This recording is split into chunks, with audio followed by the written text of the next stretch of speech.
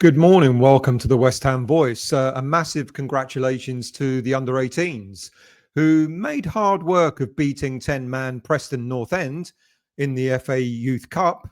But the goalkeeping heroics of Finn Hooper, who saved 3 penalties in the penalty shootout, won us the game. So they're through to the next round. Well done to them. So what are we going to talk about today? Well, it's all about Soungoutou Magassa. Well, not just about him, but primarily about him. Now, of all the players that are rumoured to be leaving either on a permanent or a loan basis when the January transfer window opens, which is in just over 5 weeks, Soungoutou Magassa's name is not one of the players that you'd thought would be high on the list of players to leave. But why would West Ham even consider letting Magassa go? Some fans are suggesting that perhaps it's the emergence of Mohamadou Kante from the development squad that could be a factor. But there are so many other players that fans would really want to see the back of before someone like Magassa leaves the club. You know, when you think about the likes of Mads Hermansen, James Ward-Prowse, Nicholas Fulkrug, Guido Rodriguez, Andrew Irving, they should be heading for the exit door before someone like Magassa shouldn't they? Now, before I go on, I personally think this story is a bit of a red herring. I can't see Nuno wanting to allow a player like Magassa to leave the club. The player arrived with a lot of promise and the physical tools to be a top defensive midfielder in the Premier League. Now, he's had limited game time so far this season, and the lack of game time could make a loan move for the player an attractive option, where he might get more game time elsewhere. West Ham would hopefully protect his value if he does go on loan, and West Ham would free up a squad place if needed to bring other reinforcements in. A permanent sale is less likely, unless, of course, there's a really good offer that arrives, because he's young and he's still improving and is a good target for quite a lot of clubs in Europe. Look, if he is to go, I would imagine Nuno has a few alternative options in mind. Firstly, I wonder if Nuno is hoping to find a way to bring Edson Alvarez back from his loan spell at Turkish club Fenerbahce. Now, there are conflicting stories as to whether West Ham can really get Alvarez back early. He's made half a dozen appearances in the league for the Turkish club, but he's only finished 2 of them, and he's been subbed in the other 4. He's also made 3 appearances in the Europa League, finishing 2 of those and being subbed early in 1 other. So it will be interesting to see whether Fenerbahce are going to want to keep hold of the player or not. Apparently, he's on loan with an option to buy. So there isn't even that prospect. You know, they may decide that they keep him on loan for the whole season, but not buy him at the end of the season. So I guess we'll see what happens there. Now, another option for potentially wanting to move Magassa on is that Nuno has got other players in mind that he wants to bring in when the transfer window opens.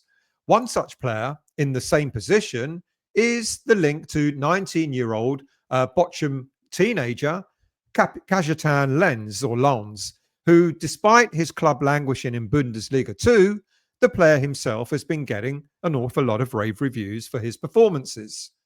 But as mentioned the other day when I spoke about this player, the player's agent has stated that he's received many inquiries for the player, both from the National League, the Bundesliga, and from leagues around Europe, including the Premier League. But apparently, the player is focused on helping his boyhood club to improve in the league this season. So whether he would be available as a transfer target in January is debatable. The third option for Nuno could be to allow Magassa to leave in order to be replaced by the emergence of Mohamadou Kante. Now, Kante, the 20-year-old, has had a fantastic season so far for the under-21s, scoring goals for fun and demonstrating that he's almost already outgrown the whole development setup. And he could be ready to make that move up to senior squad on a permanent basis. I was going to do a stats comparison of Magassa, Alvarez, Lons, and Kante, but because they're playing in very different leagues at very different levels, I'm not so sure the stats will really reveal much. But to compare their attributes would probably make an awful lot more sense. So here we go. Of the four players mentioned, they're all defensive holding midfielders, with the exception being Kante, who's more of a box-to-box pressing midfielder. So immediately you can see he's not in the mold of Magassa, but more in the mold of Matthias Fernandes. However, their strengths are similar. Good height, physical players who can not only shield the defense, but can carry the ball out to initiate attacks. Their weaknesses differ. Alvarez is not known for his creativity, but then that's not what you want from a defensive midfielder. Magassa has had decent game time when playing for Monaco, but he's had very little game time here at West Ham. Lons and Kante are similar in that they have had very little game time at senior level. Now, look, if I was to pick one player to have an immediate impact, then for me, it would obviously be Alvarez. But his propensity to pick up a yellow and red cards can be a huge hindrance overall. Magassa would come a close second for me, as he has proven his ability in the French league, which is what made us target him in the first place. But Magassa has also played in Champions League, which really must elevate his status. Now, Kante is, as been said before, really doing well for the under-21s, and his progress has been rapid. But can he be ready at this stage in his career for Premier League action? Maybe, but as said earlier, he's not a direct replacement for Magassa. And then Kajetan Lons could be what, for me, he'd be the last choice. He'd be the fourth choice out of the four players to keep in that position. He's decent, a really, really good prospect, but I would say he's probably one for the future and not necessarily for the now.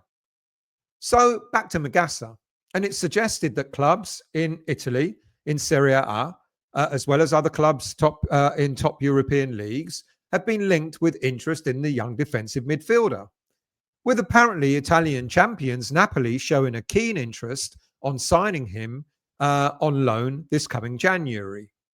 Napoli have got a crisis in midfield with several injuries, hence the interest in Magassa. Now, Magassa has said to have impressed Nuno in training, and it's only a matter of time before he gets his chance in the lineup again. And he's also a versatile player because he can actually play in central defence as well as defensive midfield. Now, as far as I'm concerned, we should be doing all we can to keep hold of a player like Soungoutou Magassa, because he's not only a player that can deliver now, but I think he's a player that will really, take when he continues to develop in the Premier League. I think he's a player for the future as well. And to be honest, I think he's been a little bit unlucky that he was actually dropped from the starting lineup in the first place.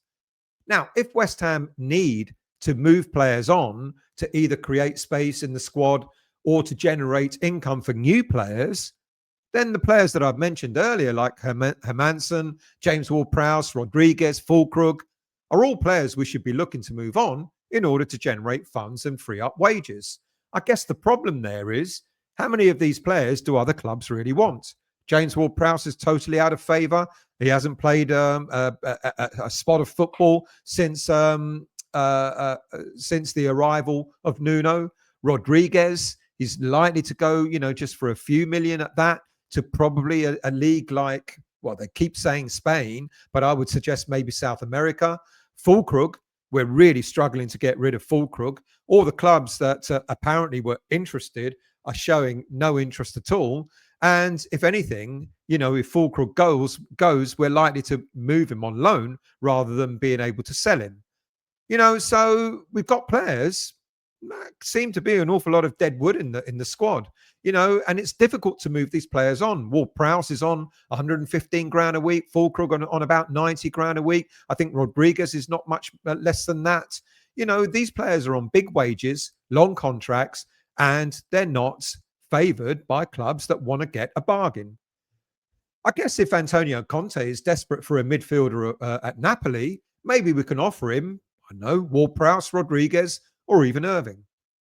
Letting Magassa go in January, I think, will be quite risky because West Ham will lose a young, good, decent asset who already understands the club system and could provide crucial cover across midfield and defence should we get suspensions and should we get injuries. Now, keeping him preserves squad depth for just that and also allows Nuno to have a rotation system in place. When players are tiring, Magassa's a good deal to bring on. I'm actually really quite surprised. I did see Magassa in the game against Bournemouth. He got changed and he was ready to come on, but he eventually didn't. I was actually quite surprised that Nuno didn't bring him on. But I think Magassa is a really good player to bring on when we're trying to protect the lead like we did against Bournemouth last weekend. Magassa would be an ideal player to come on to shore up the midfield. In short, selling him on loan or selling him or loaning him too early could risk losing potential long-term game just for some short-term convenience. Whilst I would love to see Kante get his chance at senior level, as well as being in favour of Alvarez returning to the club if we can get him, I think keeping Magassa, for me, almost makes sense for the now and for the future. Thank you for watching. Thank you for listening. If you like the show, please do hit the like button, become a subscriber of the channel, and I'll see you all again pretty soon.